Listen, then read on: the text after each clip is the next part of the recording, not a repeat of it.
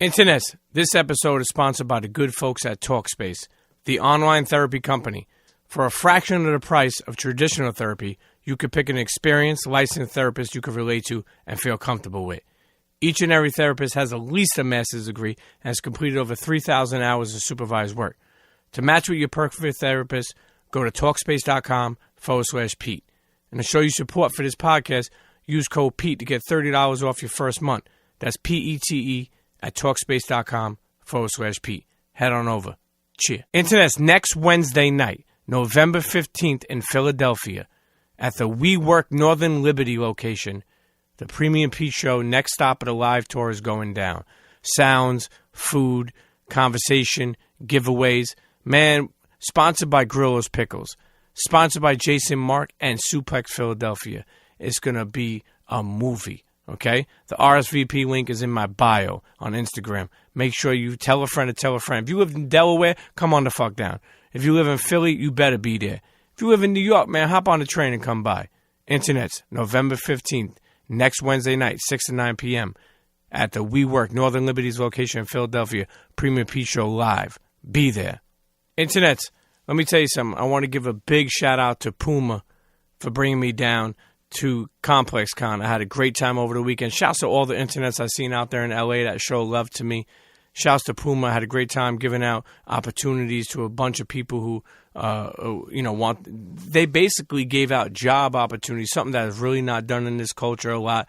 They gave out job opportunities for photographers, videographers, artists, and models and different. Man, it was great to be a part of something that gave back to the culture. I really enjoyed myself. I thought it was dope. There was a couple of hype beast shit going on, but it was cool, man. It was cool to really see the internet in real life. So shouts to Complex, but more importantly, shouts to Puma for bringing me down. Shouts to Clyde, Eric, Timmy, and all those folks over there. On this week's episode of the Premium Pete Show, we sit down with the one and only DeRay McKesson.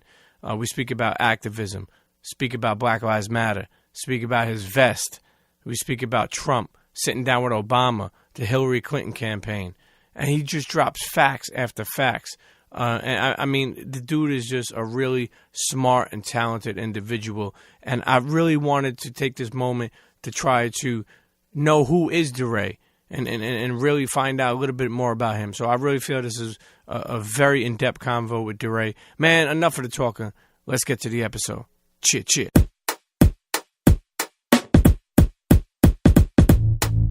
Come on, everybody get set, let's go. It's the next episode. It's the Premium Pete Show. News, interviews, all of the info. Listen up, it's the Premium Pete Show. If you want the scoop in the low, down low, listen to the show, cause Milk said so. Fuck what you heard, better act like you know. It's the Premium Pete Show. Internets, welcome back to another episode of the Premium Pete Show. Finally, I'm sitting here with my guy, DeRay. It's so good to be back. It's good to be here. DeRay McKesson, man. Listen, right off the bat, we got to go and start speaking about what have you been up to lately? Just now, for the past couple of weeks, what have you been up to? So much. So some of the work has been about how do we create a plan for people? Like, what are the concrete things that people can do to make sure that the world is equitable and just? So we have been working really diligently to map all those things out, like how did mass incarceration get built and how can we undo it? That's one. The second is the podcast. I have a podcast called Pod Save the People. Listen, congratulations. I love it. Thank you. It takes a lot of energy, as you know, to do a podcast. And then we're launching something big in November that I can't talk about yet, but it is coming out soon. And you always got something up your sleeve, man. You know, a side note for a second, I see you wearing Jordans, wearing True Blue 3 Jordans, and usually you were wearing like Nike, I think like maybe they were Roches, and those were your protest shoes. Yeah, those are the shoes that I wore, because when I went to Ferguson, I had planned to go for a weekend because it wasn't we had no clue how long we were on the street then. So I wore these red shoes, and they were like the shoes that I wore every single day, and I've essentially like worn them into the ground. So I have them, they're home. But these shoes, I was at Complex Con last year, and Nike had like an installation, and we went in, and I was with Mark Echo, who's a great guy. Yep. And they were like, "Do you want a pair of shoes?" And I was like, "Sure." So I know nothing about shoes, so I put these on, and I take I'm wearing a romp him, and I take a picture in them. And people are like, True Blues, True Blues. Yeah, like, I guess he's a True Blues. Well, it goes perfect with the legendary, or should I say now iconic, vest. Can I say this? It's a good vest. The blue Patagonia vest, right? It's a good vest. I love the people of Patagonia. Wait. When we sat down a while ago, I don't think they knew you. They knew of you. They didn't know you. Then later on, I seen that they took a picture with them.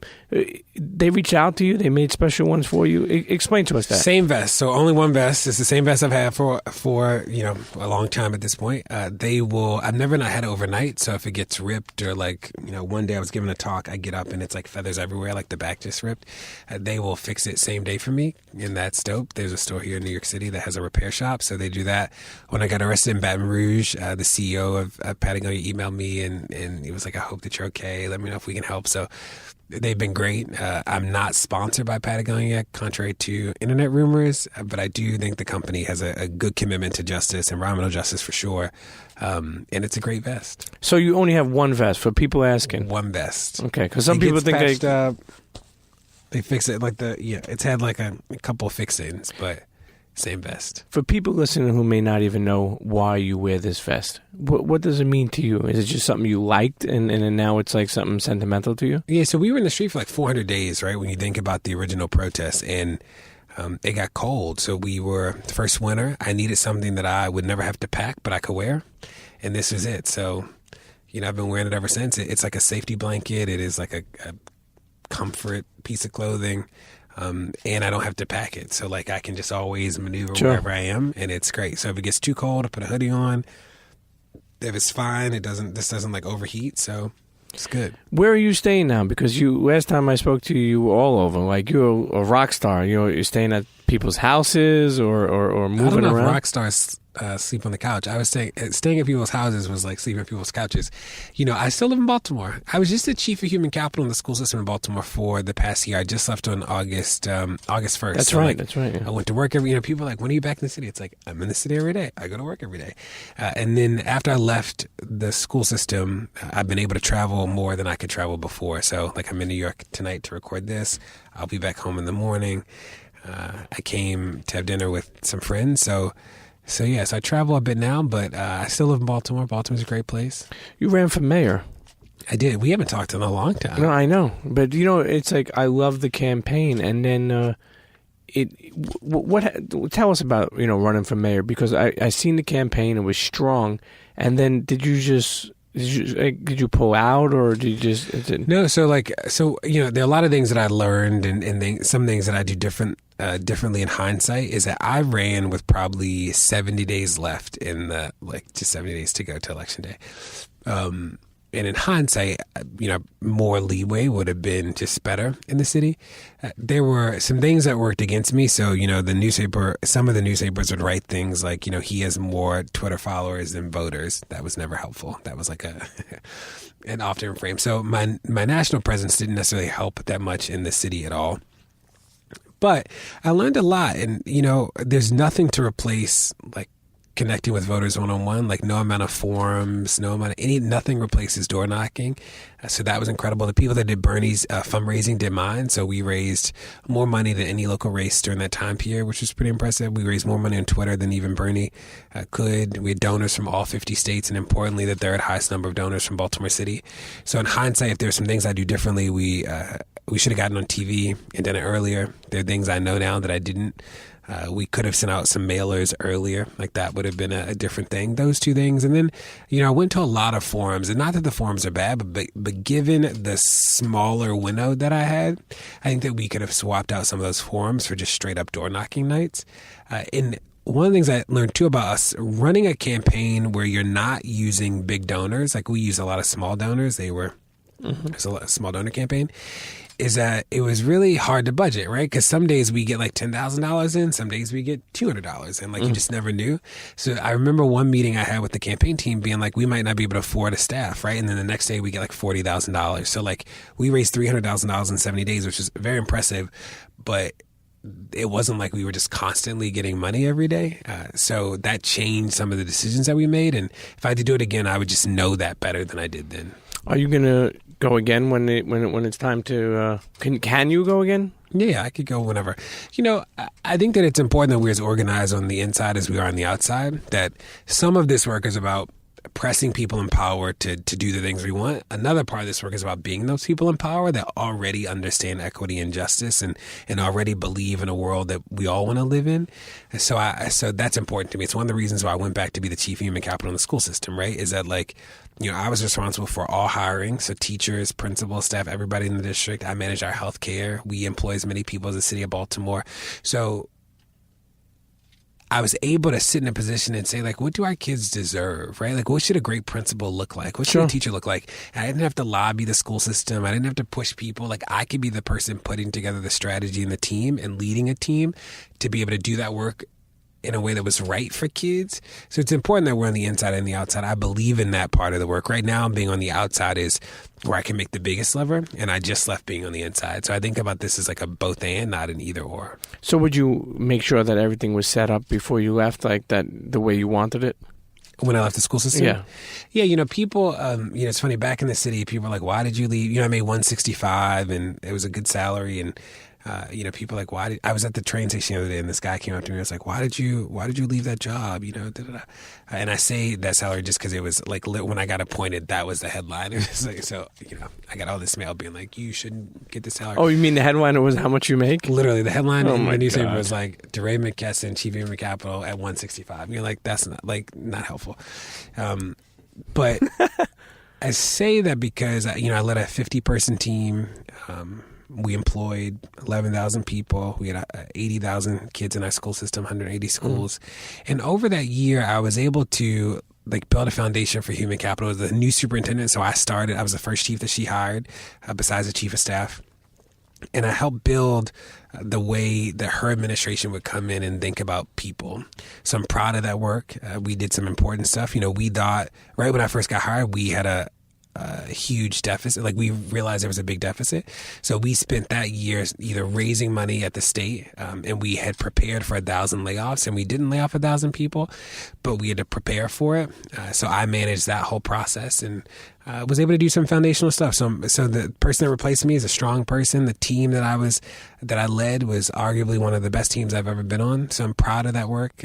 And one day I think I'll go back to school systems in some capacity, but it was a good year. I want to go back to you growing up, but before I go back there, for people who don't know you and the people who do know you, I mean, your heart is so ahead of its time, and what I mean by that is it's you do so much for people. When people say they want to get on the front lines or people want to get involved and stuff, you're really out there. You know what I mean? And you put people sometimes ahead of yourself, but why? Because not many people do that. No, I think a lot of people are good people, and I'm mindful that I'm just one of many people who believes in a better world and wants to work for it. I grew up in Baltimore. Both my parents were addicted to drugs. My father raised us. My mother left when I was 3. She just came back when I was 32. Really? How was that? Huh? How was that? Did you meet it? Did you? I mean, I knew she existed. She, it's been interesting. My sister DeRay remembers her leaving, right? Mm. I don't remember her leaving, and our house burned down in 4th grade, so there are no photos of it. The first photo that me and my father, my sister, and my mother took ever was a Christmas ago or so. So that was sort of interesting. I think that I, as a kid, had to grow up and sort of process when the person who's supposed to stay and love you leaves, anybody could leave. I had to work through that as a kid. I think her coming back is trying to figure out, what does it mean now? And it doesn't erase the absence. But trying to think about what does it mean to have a relationship? So she had a stroke not too long ago, a month ago, and I was the first person she called. And it's we don't have a short relationship. Yeah. But it was important to go see her and to be there because people deserve people being with them when they're in need. So we've been working to rebuild a relationship. It has been slow. And my father still loves her, and they have a good relationship. And me and my sister and my father have always been really close. But I bring them up because my parents specifically, because I grew up in a community of recovery in so many ways, and I saw people put their lives back together. And my father's been in recovery probably for 27 years. He's been clean, and he always sponsored people, and we would always see people at the house who I remember when they would come over the first time and think that they couldn't fix their life, right? Sure. That they could never do it. And then see them at the end when they were able to recover or into recovery as a process. And that, I think, fundamentally changed the way that I thought about people and the way that I think it informed my sense of hope. And then I went to college. I was an organizer in the city as a teenager and did those things. I was in student government from 6th grade to senior in college. All those things were formative. But I was a teacher. I taught here in East New York, Brooklyn. 6th grade math. 6th grade is incredible. I love that grade. I don't know how people teach high school. Like, I just don't get high school. I don't really get 7th and 8th grade either, but 6th grade is like magic. And I was a good math teacher and loved teaching. And that, I think, gave me a sense of responsibility that I didn't have. Like, I'm always mindful of what it means to do this work. So the kids I taught grow up in a world that's better than the world I grew up in. And I feel like I owe that to them. And then I trained and supported a third of all the new teachers in the city of Baltimore. I worked here at the Harlem Children's Zone. I opened up an after-school center in Baltimore. So all the work of kids was like this. I sort of understood responsibility differently. And I was working in the school system in Minneapolis as the number 2 human capital when Mike Brown got killed, and that changed everything. That made me understand systemic violence in a different way. I didn't know that the police were inflicting damage at the scale that they were in communities. And you know, we've met since then. Sure. You know, when you think about your journey and how it brought you all over the place, you know, in places that you never knew you would be. You know, even think about when you say you're going to Ferguson, you didn't plan to be there for long, but you have. And like I said, you've been on the front line and you've been doing so many things. And now it's funny because listening to you talk about your father, man, now it makes sense for me of why you would think that people could better themselves or people should live in a better world, because recovery is tough. People, you know, become in recovery. I've seen it. You know, I've been away many years ago. I worked at one many years ago. I remember. You know, it's people got to be willing, but also support is a backbone of that. And you know, it's funny to see where that has come from right now to where you are now. But you know, where I want to go is you were part of the team that was able to visit the White House when Obama was there. You sat with Obama before multiple times, should I say? Yeah, we had 2 meetings. Mm-hmm. How'd those go? Good. You know, the funny thing about Obama is that he's like a star to everybody, right? So before meetings, people are like, I'm going to tell Obama this and to that. And then they get in the room and it's like a whole bunch of thank yous. And like, that's so funny. But what I was proud of in all the meetings with Obama, with Hillary, with Bernie, with everybody, is that the protesters in the room were always just remarkably honest and remarkably candid. So the first Obama meeting was the first intergenerational meeting of civil rights activists ever, led by the president. The second meeting was actually the longest meeting that Obama had at all when he was in the White House, was with us and police chiefs and some other police advocacy people. And it was good, you know, tried to be solution oriented. That was the goal. You know, it was at the end of the administration, so he was pushing his people to think about some of these issues deeper. I think the reality is that the White House at that time was trying to do the work to do a setup for Hillary, you know? Mm-hmm. So Brittany Packnett, who is a team member of mine, you know, she was on Obama's task force for 21st century policing. Sam Siangwe, another team member, has done so much data, and like he was also a part of that work. But we were pushing the administration. I think the administration was confident that Hillary was going to win, so they were like laying the foundation that she pick up, which is what I think explains some of the pace at the end. Because there are 18,000 police departments, right? Sure. So it's harder at the federal level to just do stuff with them because it's not like one police department you can deal with. So funding is probably one of the easiest ways to sort of address it. And the DOJ at the end of his administration, they were just less willing to condition funding on some of this stuff. I think that they thought they were going to lay the foundation for her. So like a national use of force standard, was something that we had pressed for, and you know Hillary endorsed that too, and in the task force, and it was a consensus around it. I think that it didn't make sense for him to draft it because it would come under her administration, and like I think that there were a lot of things like that they thought they were punting to the next administration, not realizing it'd be Trump. You know, I remember you saying that meeting with Obama that you know he took heed to a lot of stuff that you were saying. You know, now that Trump is in office, do you think like that was all? I don't want to say a waste, but that all just you were heading to a right place, or even you know, with speaking with the president and all those people to hear what you guys are saying, and maybe even you know put some of those into action, and then now we get Trump. Yeah, I'm mindful that Trump will not always be president. And part of the work that we have to do on the left is make sure that we have a plan together for when we get into power and not scramble to make a plan when we get into power, right? Mm-hmm. So some of the most important things about those meetings now and in the specter of Trump is to make sure that those relationships stay tight, to make sure that the end goal, like what does a world where there's safety and justice and police aren't killing people, what does that look like? That we should continue to do that work. So the moment that we get into power, we have a plan. This has never been about the police. This has always been about a deeper conception of safety, that we know three things. One is that there will always be rules. People will always break the rules, and there should be consequences, right? We know those three things to be true. The question on the table becomes what should the consequences be? What are the worst consequences? And then who enforces them? And then the police come into play in that for people, right? But we want to tease out what are the consequences? What are the worst consequences? And who should enforce them? Those are the real issues. And while Trump is here, that doesn't mean that we lose focus of trying to flesh that out. Because the moment that we get in power, we should be able to build a world that responds to that the way we want to. Would you ever, if they invited you over there to speak to some of his team members or anybody to hear you out, just like Obama had that meeting, would you ever go there? And this administration for so many people is the first administration that there's nobody to appeal to because it's not clear that he's listening, right? I think that I would probably only meet with the administration if it was live, I can't imagine a circumstance where I'd have a private meeting with him or any senior person that was actually appointed by him.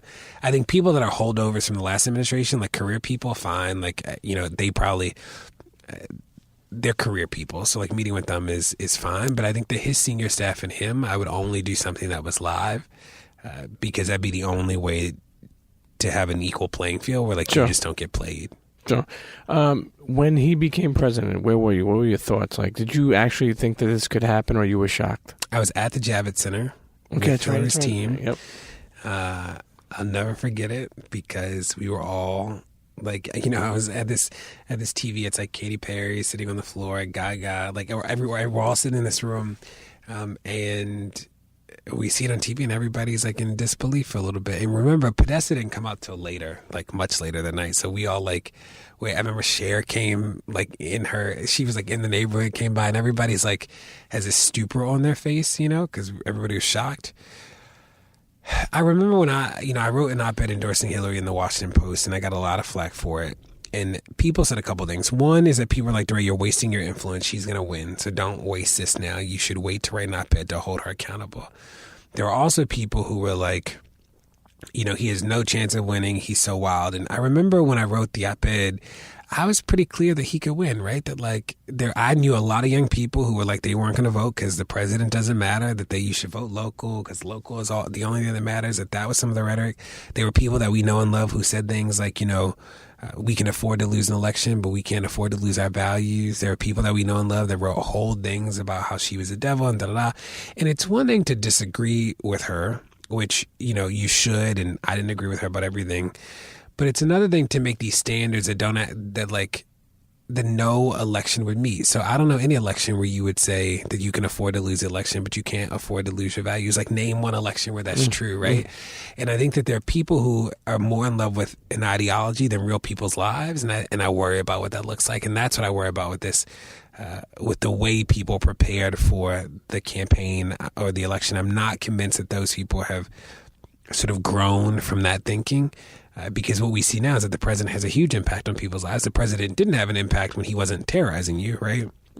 But you see this now in a way that's really harmful. Do you? What do you think about Bernie Sanders? I like Bernie. I think that Bernie, there are no perfect candidates. I think that people are tired of pep talks. People don't want any more rallies. People want a plan. And I think that what Bernie did for people is that Bernie sort of skipped the how and he went right to the what. So Bernie's what? Free college. What? I'm going to free everybody from prison. He's I'm going to free 1 million people from prison. Weren't even 1 million people in federal prison. Really, he couldn't even do that. As president, he wouldn't have the power to do that. But he skipped the how, right? The how wasn't a focus. It was the what. And I think that resonated with people because people want a vision to rally around.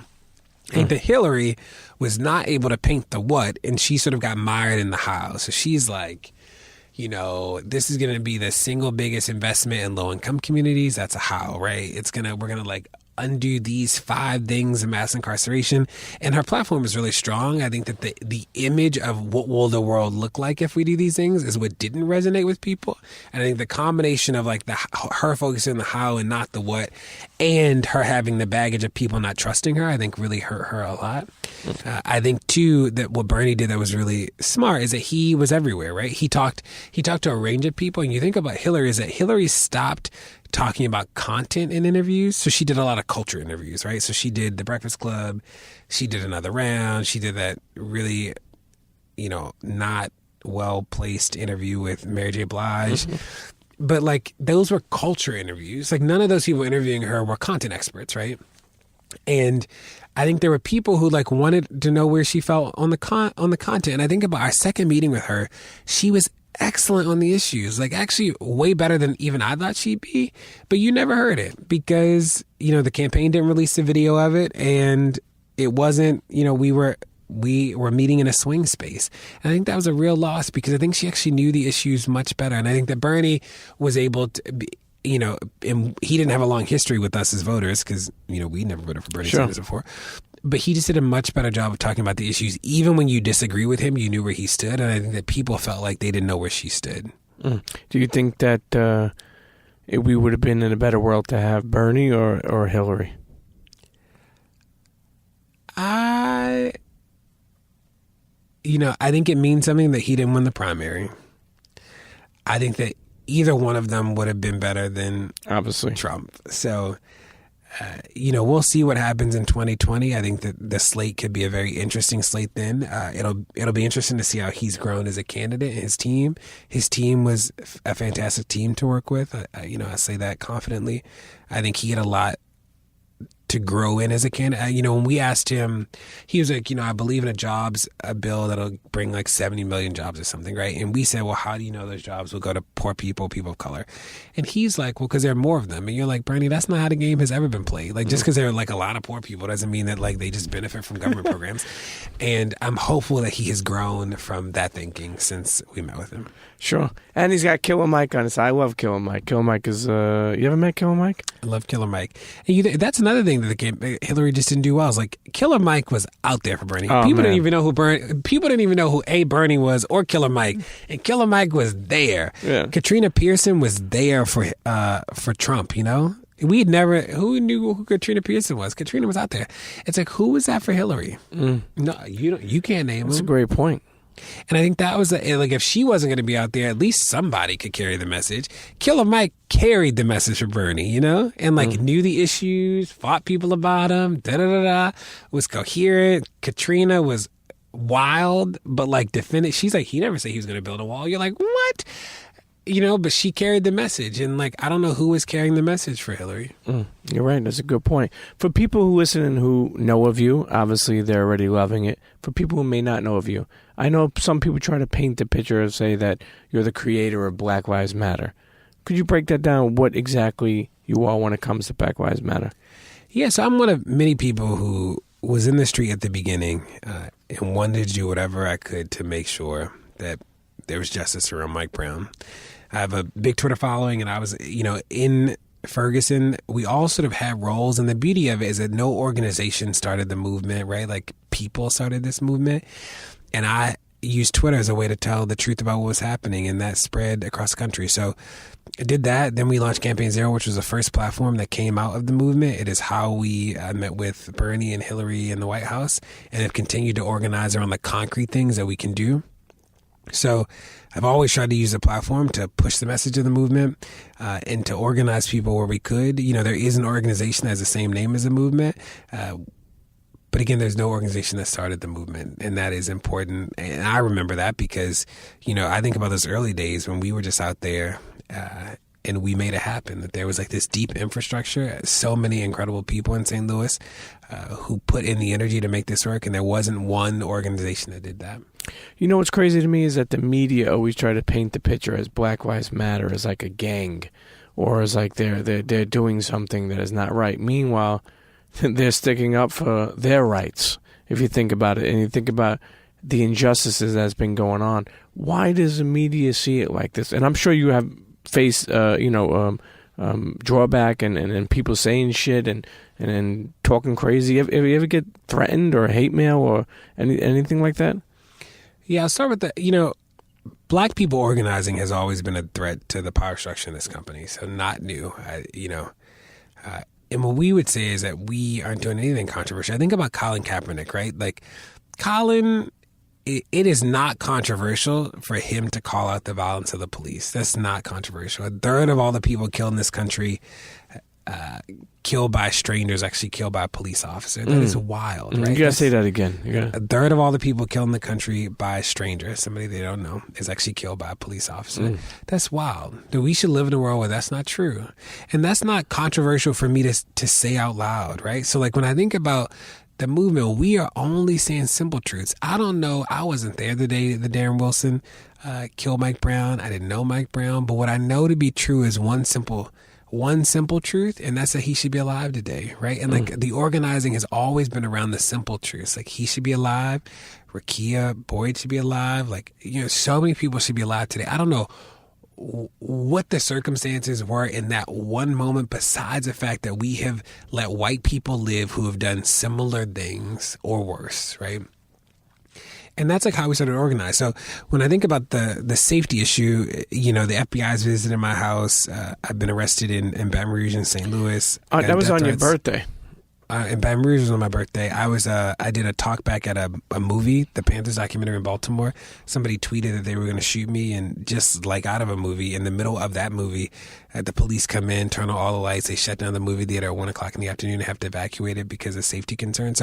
So I'm sensitive to the safety issues, and the first person ever permanently banned from Twitter was banned for trying to raise money to get me killed. So I'm sensitive to these things. I'm also mindful that this isn't new, right? That we exist in a legacy of struggle, that we didn't invent resistance, right? And we didn't discover injustice in August of 2014, that this is a fight that is older and bigger than me as a person. And that one of the things they want to do is make us too afraid to fight, and I'll never be too afraid to fight. It's amazing the relationships you've been able to build over the years, even like with the founder of Twitter, right? Jack? There are 3 founders, but Jack is the CEO now. But yes, Jack's a great guy. I met Jack I first saw Jack in the street in St. Louis, and I don't know when we became friends, but he gets it. And like St. Louis is home, so he was there, very low key, when the protests were first kicking off, and stood in solidarity with the protesters. I think he understands race and equity well. Twitter's a big company, and I think that they're trying to figure out how to do right in this moment as a company, just like all the social media companies are. We talk often about safety on the platform, and we don't always agree, but I think he is listening in general, not just to me, but to the ethos of the moment. So, yeah, good guy. When people are dealing with injustice, and people are dealing I know a while ago we spoke about where it's like if there's an issue in a school, you'll try to get it out there, right? That has the system got easier for you to spread the word of an issue happening? Sometimes if somebody's dealing with some injustice or some profiling or any type of racist issues, is it a little bit easier for you to get it out there now as you have gained more profile? Yeah, I think that the need is that, I think about what's so different doing interviews and just talking about things now than the first 2 years. So for the first 2 years, I felt like I was like the defender in chief, right? It was like everything I did was like defense about the movement, because it was like people had these wild conceptions, or like somebody didn't like something somebody said at a protest, or da-da-da-da. So that was so much of the energy, all the TV shows and radio interviews. Like that was what I felt like I spent a lot of time on. And now there's like a consensus that we were right, especially in the context of Trump. It's like people aren't questioning the validity of resistance work anymore. which is important. So that's freed up space for us to like push affirmative messages now. So what is different is that like there was a time where if a small set of us on Twitter didn't amplify something, then like you just wouldn't know. But because people's lens across the board is just like much more refined about this, like I don't actually have to be the one to talk about it because there's so many other people who understand now. And that's really powerful. So that's opened up space where like now we can focus on different issues, right? I can like work on different projects because I don't have to be tethered to the phone trying to make sure that I respond to this DM from this kid, which doesn't mean that we're just still not doing the work. So I think about Charlottesville is, at UVA, Martise Johnson was beat by police in Virginia a couple years ago, and we helped make that a national story. And so I knew the young people at UVA because of that. And when Charlottesville happened, I was in Baltimore, just got home from dinner, and my phone rings, and it's one of the organizers that I knew from UVA who I hadn't talked to since Martise got beat by the police. And so she calls, I'm like, hey, Tassar, da-da-da, and she's like, do I need to talk to you? And I'm like, can I call you back in like 2 seconds? She's like, no. So I'm like, okay, what's up? She's like, there are these white people with tiki torches on campus. And I'm like, have you seen them? Because if I go and tell Twitter that they're white people with tiki torches and it's not true, then I'll be living in like, I'll be living in a storm all day as like false alarm DeRay. She's like, no, I saw them, da-da-da. So I found this one reporter who happened to be there who had taken a photo and it had like no likes, like nobody had seen it. And I just tweeted, like, got off the phone with an organizer, like, they're white people with tiki torches. And if you remember that night, Friday night, they had not said they were coming into town. Like, they sort of, like, snuck on campus. So help make that a national story and, like, that's still an important part of the work. But again, in so many places, there are enough people telling the story now that, like, if I don't talk about it, it won't necessarily matter. And that's a good thing. Before we're going to go to break in a second, before we go to break, you're speaking about your father before, and you've done a lot of great stuff out there. I mean, to me, a leader, and for sure. Has he ever, told you how proud he is of you, or to see, what you have done? Yeah, I love my father. We talk all the time. I was in student government from 6th grade to senior in college. So my father treats everything like, I don't know, he's just chill about it. Everything is like another student government election to him. So with student government, he always wanted to be like proud enough, but didn't want me to think as a kid that if I lost something, he wouldn't, like that I wasn't still a success or something. So he's sort of he's much more excited with my sister. So like if I do something cool, he'll call her and be really excited with it. With me, he's just like pretty chill. But he's always been he's been chill to me because I think as a kid, he didn't want me to feel like if I won this election, he'd be really excited. But if I lost the election, he wouldn't be really excited. So he's like pretty even with me. He'll call DeRay and be like, but with me, he's pretty chill. Well, that's great. That's great to hear. Especially too that you could have been the mayor of Baltimore, but you have done so much to make him proud, regardless of that. And I foresee that to happen in the near future. One day, I'm DeRay McKesson, the mayor of Baltimore. Whatever. I'm going to be getting free crab cakes. If that happens, you can get free. I'll treat you to crabs. No, you need crabs. Forget crab cakes. You need to like get some real Baltimore, some Maryland crabs. I want to be in whatever position allows me to do like the greatest good. So when I think about being mayor, that in Baltimore at the structural level is a place where we can just do a lot of good, And right now, pressing on the outside of the system is a place where I can do an incredible amount of good too. So I just want to be in the right place. Do you feel that would have held you down to one place? Because, you're all over the place. Literally, you're like Superman. If you think about it, you're like going all over the place, putting out fires, dealing with issues. If you were the mayor of Baltimore, you may have just been in Baltimore, Yeah, I think that people deserve a just system everywhere. So I never think about it as like I always think about it in terms of like, can we make people's lives better? And I would have been able to make people's lives better. I was able to make people's lives better as the chief of human capital. I'm able to do it now. So I don't think it's like an either or.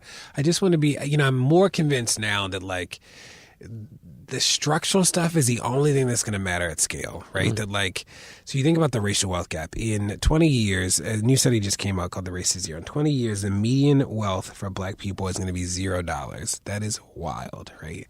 Zero. There's no amount of like small businesses or like entrepreneurship classes that's gonna make a dent in the wealth gap. Like it'll only be solutions at scale. And I want to figure out, like, how do we operate at scale? Like, what do those solutions look like with mass incarceration, with the wealth gap? Like, and there are concrete things that we can do, and I want to be in the position to help people make those things happen. Maxine Waters, what do you think about her? I like Maxine Waters. Truth teller. We need more people telling the truth in Congress. It's a hard Congress now because we don't control any part of it. But people like Maxine Waters, Cory Booker, so many other people are continuing to tell the truth and press forward. What'll be important for the left is that they have a plan for if we win in 2018, right? If we get Congress back, what will they do? It'll be important that we put together that plan now and not wait for the moment to rise. Can you foresee Trump being impeached? Can you see that happening? I can foresee him not being president for 4 years. I'm sort of open about how that happens, like whether that's Mueller, whether that's him resigning, whether that is him being impeached. Like, but then who we get? Pence? What if we just get them all out of there? Yes. Yeah, like we get Pence out of there. What if Paul Ryan loses the election? Like, I'm open to, like, it was a perfect storm that got him in office. I would love for, like, a perfect storm get to him be out. the thing to get him and everybody else out. That would be great. And he could go continue to golf where he wants to golf. Yeah, I don't ever want to see, it's funny, people ask me about how to feel about the monuments, and, I feel two ways about the monuments. One is that for some people, it's the first thing they ever organized around and got, right? And, like, I also feel like, symbols of hate empower hate. But the third part about that is that I never want a kid I love going to Donald Trump Elementary School, right? Like, at all, ever. And these Confederate people were like the Donald Trumps of their time, and we should not celebrate that. Yeah. Man, we got so much we got to cover. We're going to take a break right now. Listen, internet's We're taking a break. DeRay McKesson. Just so many. You can't just put him in one box. You can't put him in one box. Hey, listen, thanks for calling me a good Instagram father off air. You are. Yeah, he's a good Instagram dad. You should follow him on Instagram. I have seen him raise his child. I've seen the kid in the high chair. His adorable son. His daughter's older now. She's like about to be an adult. But yeah, he's a good Instagram dad. And I follow enough people on Instagram who are not great Instagram parents, so... Hey, listen, I take that as a compliment. I appreciate it. Internets, don't go nowhere. We're sitting here with DeRay McKesson. Be right back. Cheer. Yo, what's going on? This is Busy Bone. This Crazy Bone. Bone Thugs, and you listening to who? The Premium Pete Show. Yeah. Internets, we all need to take a little bit better care of ourselves, and our mental health is no exception. That's why today's sponsor, Talkspace, the online therapy company, makes it easy to connect with experienced licensed therapists that you pick based on your preferences. For a fraction of the price of traditional therapy, you can send your therapist text, audio, and video messages, or even do a live video chat. Talkspace therapists are fully licensed and go through a vigorous screening process in addition to thousands of hours of supervised professional training. To match with your perfect therapist, go to Talkspace.com/Pete. And as a special offer for our listeners, you can use coupon code PETE to get $30 off your first month and show your support for this podcast. Come on, man. You know how serious I take depression and therapy and wanting to talk to someone. Listen, to get $30 off your first month, okay, that's use PETE, P-E-T-E. So that's Talkspace.com/Pete and use coupon code PETE. Talkspace, therapy for how we live today. Now let's get back to the show. Cheer. Internets, and we're back sitting here with DeRay McKesson, my guy, my friend. I'm so happy you're here. Woo woo. I'm happy I'm here. I'm happy to be here. Listen, who is some of the people that you met that may have surprised you? Like, meaning like that you're friends with now? Did that ever come like as not a surprise, but more of like, wow, I'm friends with so many different people that I never imagined. So I'm always mindful that it is important to me that we press the work in everything we do, right? So the people that I've met that I'm the most proud of talking to are people that we've been able to like do work together that is about making people's lives better. So, I remember meeting B for the first time, and B cares so deeply about these issues and is committed to it both in her personal life and in her company. Colin K is great and really understands these issues at a deep level and like wants to figure out how to make an impact. There's so many people like Trace Ellis Ross, like she was on the podcast, understands race in her role as an actress really well, and like wants to do good and is doing good and Yeah, the list goes on. Snowden, I know Snowden, and he was on the podcast, and I'm always fascinated when we talk, even if we disagree about some issues. Chelsea Clinton, so many people who like good people. When you think of Colin Kaepernick, and so many people feel that a lot of those guys, in the NFL should not play to protest, but that would be risking some of their livelihoods and some of their, supporting their family. What do you think about that? Yeah, I think it's only with people of color that the narrative becomes that you choose between a profession and your life as a citizen. And white people get to be lawyers and mothers, and they get to be, doctors, and they get to go to the PTA meeting. And, it's only black people. It's like with Colin's, like, choose whether you're going to, like, be an activist or be an athlete. And it's like, well, what if Colin wants to be a athlete who cares about the world being better, right? Like, that doesn't... Who said that you have to self-identify as an activist to be somebody who thinks that the police shouldn't kill people? Like, that's not something that self-identified activists have a lock on. It's like everybody should think that the police shouldn't kill people. Like, I think that every kid should be able to read. That doesn't make me an activist. Like, I just think everybody should be able to read. Like, so I think that conflation, I think Colin's a great example of how that's happening. The second is I think that people want Colin to beg for his job, and he's not doing that, and I respect that about him. And the third is that nothing Colin said was controversial, right? He's like, there are deep disparities. There are. So you think about, like, the racial wealth gap being 0 is wild. A third of all the people killed by strangers or killed by police is wild. The police killing over 1,000 people a year is wild. Colin didn't do any of those things. So those are just true. You think about, there are about a little bit less than 6 million people who are disenfranchised from voting because they are felons in the country. And about almost 2 million of those people are in Florida. It's like 1 in 4 black people in Florida can't vote. That's wild, right? Like, that's nuts.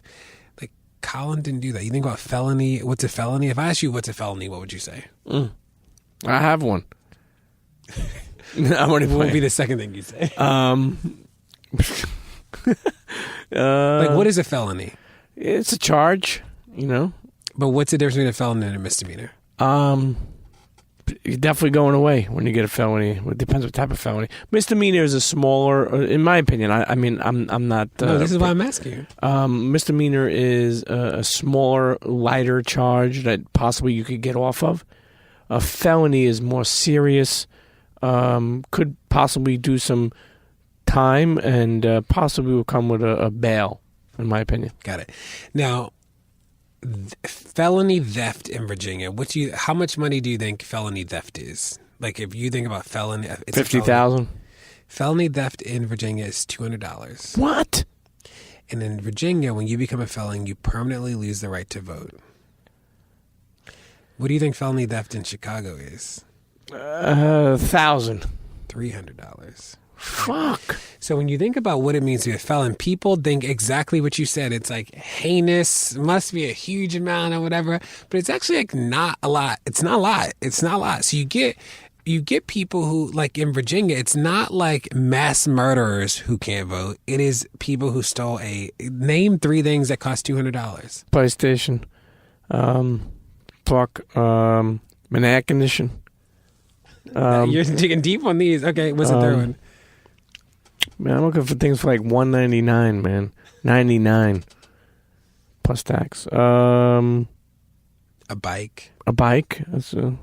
Yeah, so like imagine being an 18-year-old who steals a bike, and you are now a felon and have lost your right to vote permanently in Virginia. That's wild, right?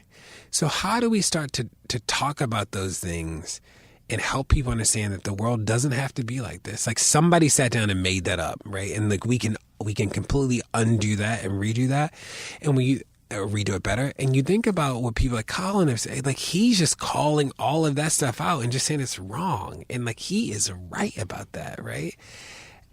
And that is the work. Is that like so much of this is that we organize around loud trauma. So the loud trauma is what so broken bodies, like da-da-da. But some of the quiet stuff, like the felony felony theft amounts are huge problems that we got to deal with too. Those are the systemic and the structural things. You can think about how Trump and the world has been able to turn Colin, kneeling and causing other people to be aware of these issues into something that has turned into, oh, you're disrespecting the flag. How does it always come to the change in the terminology of things? That's got to be white privilege, because to think we're not even paying attention to what this guy is saying. They have never addressed what he's saying. Think about it. They have never really took time to find out why he has these, why these problems are meaningful, especially in their communities, all over. But they're quick to turn around now and say, "Oh, you're disrespecting the flag." And check this out. You're so worried about people who serve the country, and I have a cousin who served. My niece is serving now on her 8th year. But meanwhile, you're talking about people who now don't even have coverage, people who suffer from mental health that don't even have coverage. Yeah, I'm in Philadelphia a lot. There's tons of homeless people, and you know what they are? Veterans. But if you care so much about standing for something, why aren't they really standing? You understand what I'm saying? It's crazy. Why do you think the world thinks of? Because I don't know if you've seen this, but you see people like, they don't stand for that's disrespectful. He should pick another time to do that. Well, he picked the best time. Yeah, one of the ways that the right, a key part of the strategy on the right is denial. And it is easier for them to just straight out deny that any of this stuff is happening than to deal with it. Because what do you say about the fact that, I keep going back to the median wealth gap just because I think it's so wild. $0 is, that is insane. And, what do you say about that? Are all these people that the police are killing, what do you... They don't have any answer. So the only answer they can offer is to just act like it didn't happen. And that's what Trump specifically, his team is very good at the denial. And what we have to do is just not see that ground, not let people take this away from the issue. So the patriotism thing, I think, was an effective tactic on their end to just wipe all of a sudden it became about the flag. And I think that what people did in response was really thoughtful about just keep bringing this back to police violence, which is why Colin originally decided to stand. So we can't let people renegotiate history. We can't let people act like the present isn't traumatic either. We can't let up on that. When you speak about issues, you just mentioned issues. There's so many issues. What are some that are on your mind right now? And I already told you about all the things I think are the biggest ones, like the felony theft. I'm trying to new issues. Those are really we did the issues. We did it the roundabout way. You were actually amazing with the felon thing. That was great. I was just thinking, and I speak about I this. love that you said 50,000 because that's what people think. I mention this all the time, but the sad thing about felonies is, here, I'll give you an example, right? Even me, I got caught, with drugs and trying to sell them, man, let me tell you something. I still, to this day, have that charge on my record. Rest in peace, but me and Comet over the years sat down with the Brooklyn District Attorney. He passed away. But I have definitely different friends that I've met throughout the years that spoke about that. How do they not expunge somebody who got in trouble for, say, something like, got caught with a half a pound of weed when he was 20, and then he's a productive member of society for 10 years, paying taxes. Expunge this shit. You know what I mean? Let give people a second chance. And I feel like the judicial system, if I said that right, is so ancient, is so old. And like you were saying, if this is done, it could be undone. Yeah. And a lot of people, truth be told, I made a lot of mistakes when I was young, but and that being on my record for so long, it hurt me. It hurt me in jobs. It hurt me, just having a record. And you get looked upon different. Think about it. If you have a charge on you that you overcome, meaning like you've been better person, productive member of society for whatever that's worth. If you ever got like killed or died or anything, they would say like ex-felon. That's what they would consider you as, like, like. The system's not built for rehabilitation. And you think about, like, there's 6 states where if you get convicted of a drug felony, you lose the right to food stamps. That doesn't make sense, right? There are 2 states in the country, Louisiana and Oregon, that still have what we call non-unanimous juries. So it only takes 10 or 12 people to convict you of a felony in those places. So like you can get convicted to life without the possibility of parole with only 10 of the 12 people in the jury. That's wild. And it's directly tied to integration, that when black people in those states started sitting on juries, they didn't want the conviction rate to go low. So you only need 10 people. Like, that is wild. Like, we can undo these things, Drug-free school zones are a great example. Drug-free school zones are all bad everywhere. They're bad policy because what drug-free school zones essentially did is that they made mandatory minimums. They made like mandatory minimums just around school buildings.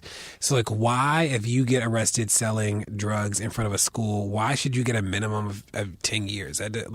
Whereas if I'm in rural, whatever the place, like, you get something much less just because you're not in front of a school. It's like, that doesn't make sense, right? So now the good thing is that the research is clear. We know the things that we need to undo, right? Like, we know them.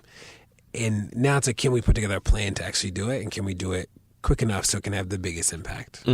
Many people who are fans of you, I mean, I think you just passed 1 million followers on Twitter recently. Congratulations. Thank you. It's like, are we giving awards? Right. But do you know who the most followed person on Twitter is? Who? You at least guess. It's a singer and it's a woman. I'll give you. That's the only hint. Beyonce? Rihanna? No. Last try. She's white. Katy Perry? Katy Perry? Fuck. Do you know how many followers she has? No. 80? 100? 80? Million? No, I mean million. Oh, 100 million. Okay. See, I was close. Yeah. You met her, right? Katie's a friend. Okay, nice. I like that. Yeah, she's good. Like, yes, I got a lot of flack for that interview I did with her, but I just saw Katie actually in Chicago. It was her birthday, and everybody was in Chicago. But her concert, it's funny. I always forget that Katie has all those songs. Like, there was this one song at the concert. I was like, I didn't know that was Katie's song because she sounds so different on all those songs. Yeah. What books are you reading right now? I'm not reading, which is Why? not good. Because I'm reading more articles than I'm reading books, which is sort of it. But the last books that I read, or the books that I read that were really important to me, The Giver by Lois Lowry changed my life when I was younger. Amazing, amazing book. Yes, great book. I just read Tiger Lily not too long ago. Another great book. Do you know who Tiger Lily was? Mm-hmm. Who is Tiger Lily? Tiger Lily is a great book and a great author. No, who? No, Tiger Lily is who Peter Pan fell in love with before Wendy. Now that you say that, Peter Pan, listen, okay, my first name obviously is Peter, okay? I've been called Peter Pan for many years, okay? See? Tiger Lily. Tiger Lily is like who he fell in love with. So there's a book that is like essentially the story of Peter Pan from Tiger Lily's perspective. Amazing book. I'll Give You the Sun is a great book. Yeah, so I read more because the work I do is so heavy in the nonfiction, right? It's like about real people's lives. That if I'm reading right now, I'm reading like fiction just as like a way to not have, like as a way to tune out. I read a ton of articles though. It's like essays and articles. I read a lot of those, but right now I'm not really engaged in a book. How do you, because you're all over the place, how do you calm your mind? Like, what do you do to unwind?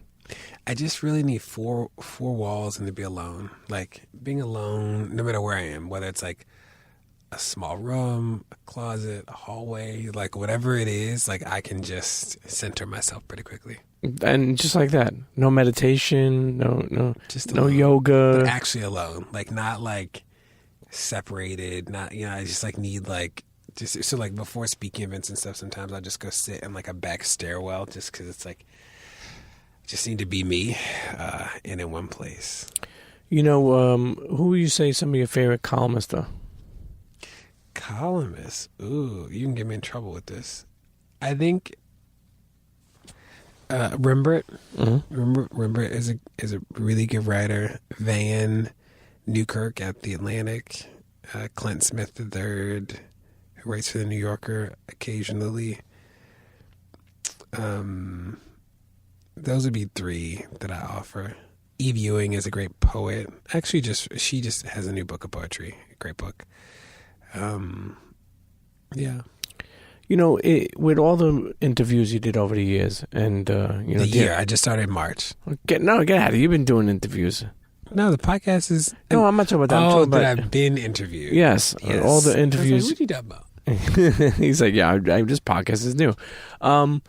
With all the interviews you've done over the years with media and journalists and everybody, right? You think about it, how it's so easy for them to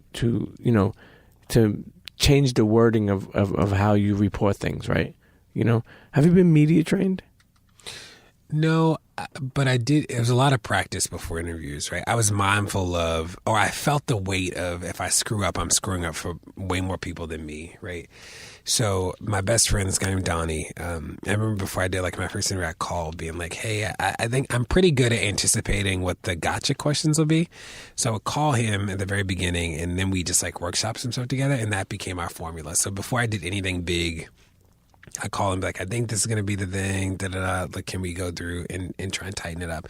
And one of the beauties of being on Twitter so much is that I try to figure out like both the tight phrase and something that can be repeated at the dining room table. Like that's always my goal. So like when I got interviewed around Freddie Gray in Baltimore, it was broken windows are not the same thing as broken spines, right? It was like simple, tight, people can repeat it. One day there were protesters were like fist fighting each other, and the news had footage of it, and I got on the news about something. They were like, DeRay, we're going to ask you about something else. And of course, like that image comes up of people fighting, and she's like, you told me this was a nonviolent protest, but people are fighting. And I said, me and my sister fought all the time as kids, and I never questioned my love for her, right? And like, so worked hard to try and make sure that I could be prepared in any of those moments, and that was helpful. So even if it was like a 3-minute hit on the news, I probably did a prep for like 40 minutes to just like make sure that I was like ready for whatever could come. And in the moment, it's live, so like if I screw up live, then I just screw up live. Sure. But I did a lot of prep that people never saw to just make sure that I could be as tight as possible. In the beginning of this episode, I called you a leader. In your words, what do you think is a leader? I think a leader has vision, has a plan for how to get people to the vision, and at the end of the day, always wants to do right for the people. Like that is what I think leadership is, and informed. I'm around a lot of people who have a lot of vision, hearts in the right place, care about people, but don't have the information to do the best work. And I think the best leaders I've ever worked with are people who make sure that they're informed and that they have proximity to the issues. It's hard to fight for people you don't know. It's hard to fight about issues that you don't understand. How important is it for people to get involved with their local government? I think people should find the issue they care about and get as close to it as possible. So we know that the myth of all politics, we know that there's this myth that like the only impact you can have is at the local level. The reality is that the federal government impacts people's lives in big ways all the time. So if you care about healthcare, then like you should try and get as close to the issue as possible. Your Congress people, your local elected officials. So I think it's less about the level for me of involvement and more about the like find the issue that matters and get as close to it as possible. You care about reading, like I always joke about the number of reading programs that exist that are led by people who've never seen a kid learn how to read. Like that doesn't make sense to me. Like you should be as close to the issue as possible. Who inspires DeRay? So many people, but I think that the people that give me hope are like the protesters I meet across the country, or like citizens who understand that they have power. Is that when I think about what it means to empower people, it's like I can't give you power, right? You can't give me power. None of us are God. We can't give each other power. But what we can do is help people find the power that they already have. And every day across the country, I meet people who for the first time are like finding their power. And that to me is the most hopeful thing that I could ever be around. It's funny because we spoke a little bit about this before, but some of the same people that you stand, in front lines with are some of the people who also came at you or, comment to you. Like, do you find that funny that some of the people that you have gone to bat for, that you face some heat, from, or maybe some shade? Yeah, I'd be lying if I said I didn't feel misunderstood sometimes. That's like what people, it's like, yeah, I feel like people get trained to say that. Running for mayor was really special because people were meaner to me than anything I've ever done in my life. I'll never forget the day after I announced a major publication published a story that said the liberation of black people will not be on the back of DeRay McKesson. And I was like, I don't even know, like that wasn't the claim I said I was, like that's sort of wild. And like mainstream places did stuff like that, and like that was sort of fascinating, and because it was just so shocking. I want you to be free, even if we don't get along, right? We might not like stand side by side, but I don't want the police to kill you, right? Like I want you to live in a world that's equitable and just.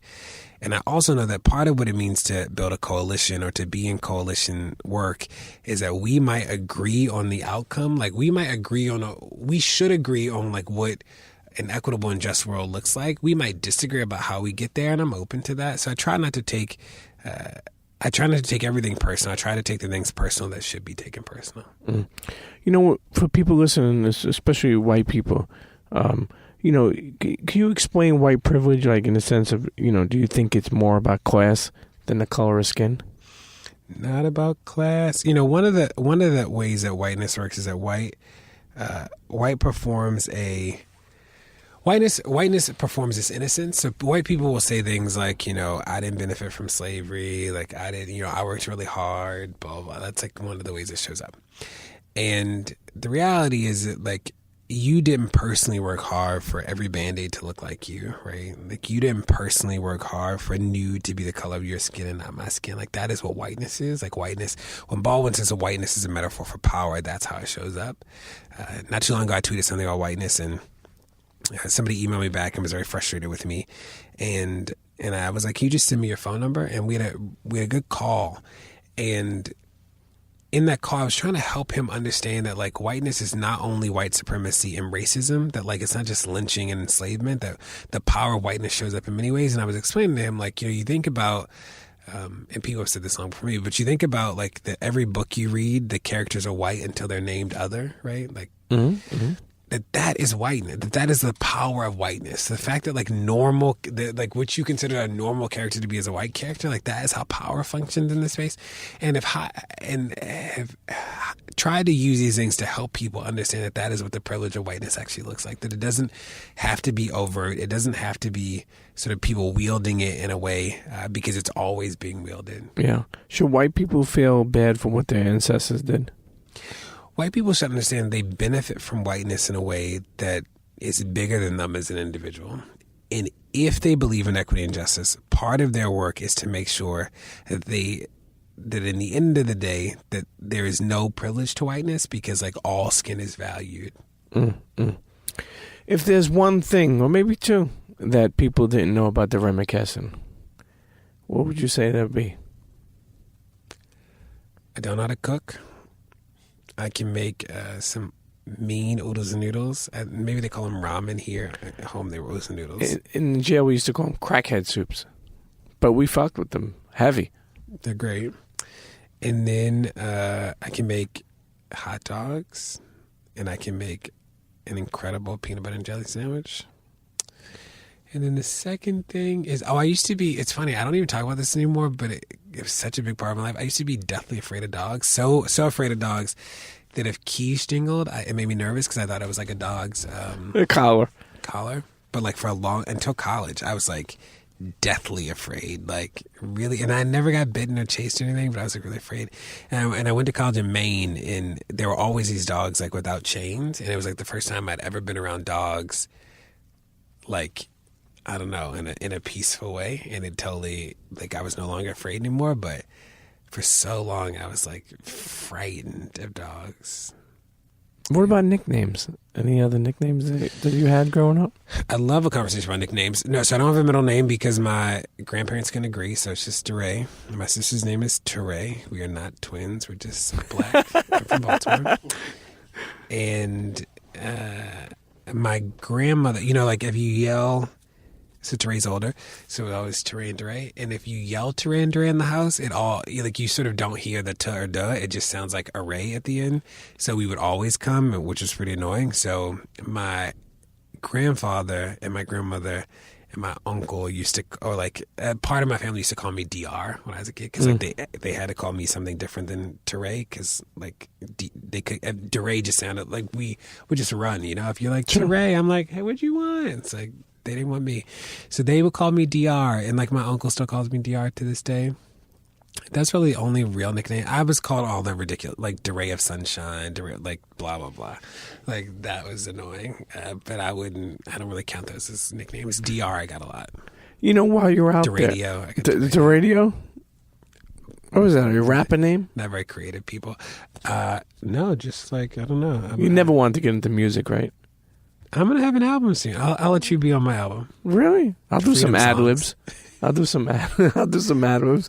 You know, have you ever been out and about in all these different cities and was actually to, you know, conduct yourself with a white person and explain to them and then, you know, right there on the point, like what you were fighting for and have them understand and agree with you? All the time. Really? People are hungry. I think there are more of us than them, right? There are more people who believe in a just and equitable world than not. The challenge is, can we organize them all? That in so many ways, one of the biggest issues on the left right now is that the interest in doing work has outpaced the infrastructure to absorb that interest.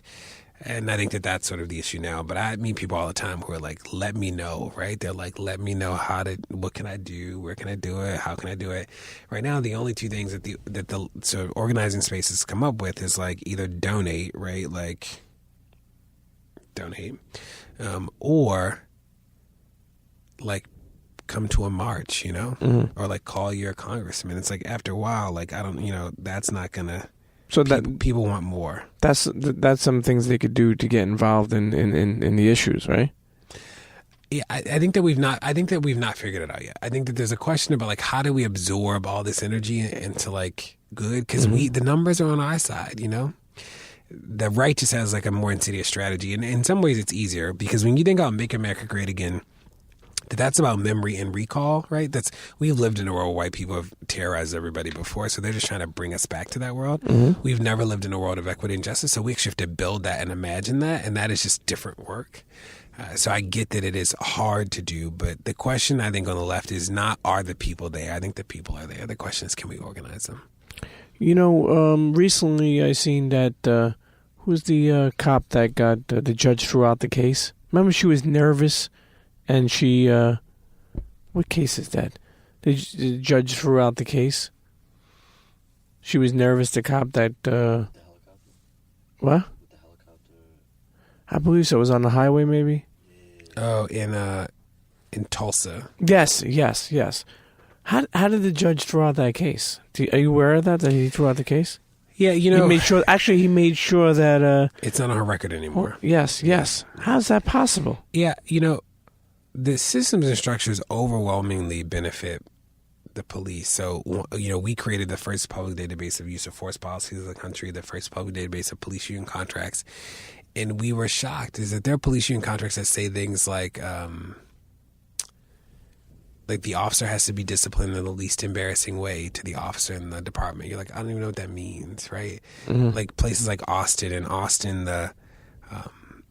the police get access to all the interrogation materials before they have to write a statement. You're like, well, that's wild, right? Like no private citizen. You don't get access to, could you imagine?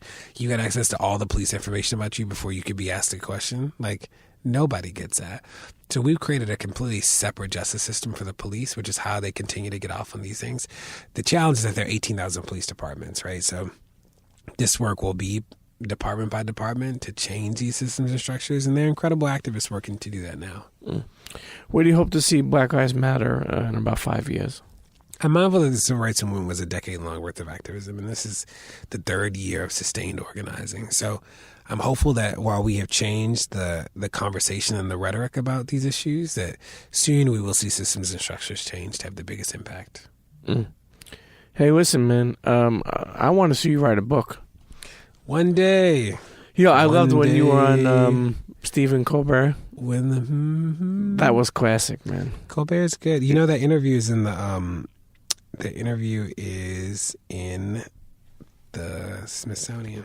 Really? Yeah, which is cool. He's good. You know, the late night shows are they're all freezing. Like the sets are really cold. There's this like comedy theory that people don't laugh when they're warm, so they're freezing. That's my take. That's one of my takeaways. I was on Colbert twice. Yeah, it's like casinos. I feel like the casinos make sure it's fucking cold as hell, so they keep you up, so you could play and lose more money. You know? Are they cold? I don't think I've ever been in a casino. I mean, throughout my years, they've been cold. You know? All the 10,000 casinos I've been to. You're so funny. They've been cold. But listen, anything you want to leave the people? Let them know where. You know, obviously they can find you on Twitter and Instagram at DeRay, DeRay.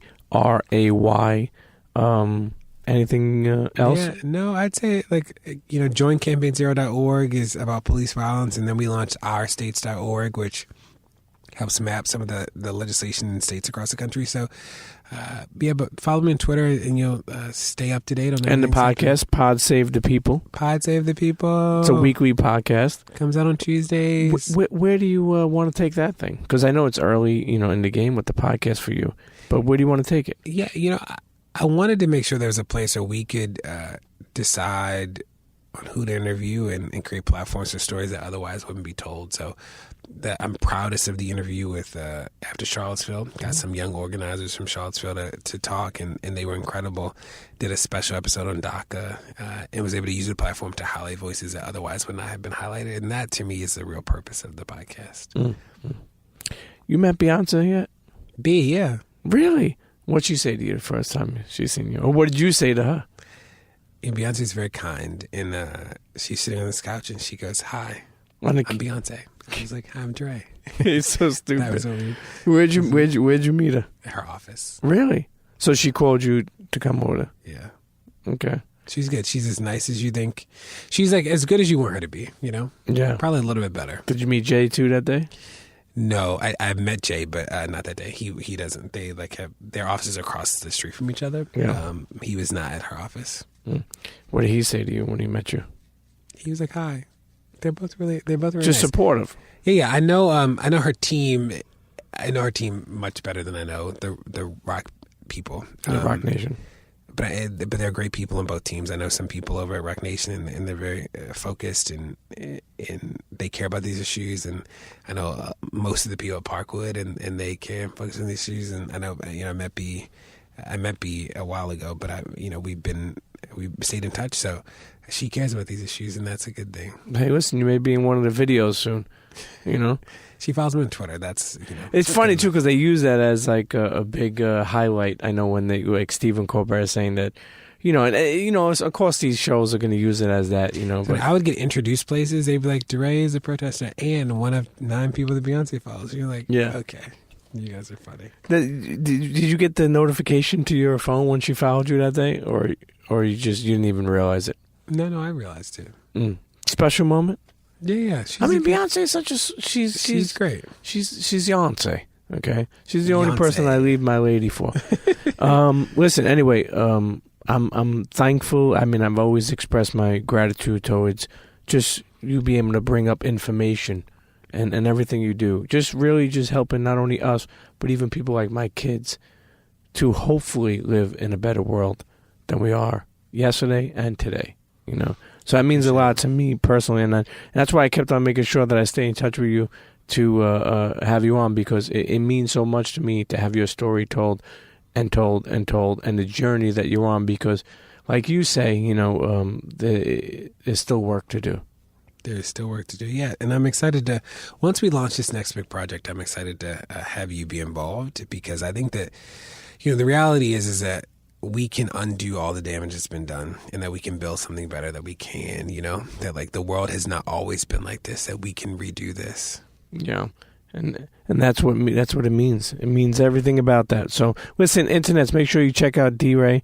Check out his what's that thing one more time? Campaign Join Campaign Zero. Campaign0.org. Join Campaign0.org. Yep. Okay, coming from your favorite Instagram father, Premio the God, DeRay McKesson. He said Instagram father. I'm still laughing at that. IG dad. IG dad. But internets, listen. We'll see you next episode. Cheer. Boom. Internets, if you loved what you just heard, do me a favor, please. Go over to iTunes, subscribe, rate. If you mess with SoundCloud, follow us, or Spotify, whatever it is. Make sure you subscribe, rate, and leave a comment. It helps us. It helps us look clean in these streets, man. I need your help. Okay, you got all these gems. You're getting all this inspiration. You know, I pour my heart out on these fucking episodes, and I try to bring to you people from all walks of life, whether that be entrepreneurs, athletes, artists, and really go over the journey. No fuck shit, no drama, just real life shit. So if you fuck with the Premium Pete Show, please head on over to iTunes, subscribe, press that subscribe button, rate, and leave a comment. I don't care if you say, like, yo, Pete, I love the show, or if you say, Pete, go fuck yourself. It's all right. Sometimes it has to be like that. But make sure you go to iTunes, SoundCloud, Spotify, TuneIn, wherever you get your podcast and listen to your podcast. Subscribe, rate, and leave a comment. Okay? I appreciate y'all. And we'll see you next episode. Cheers.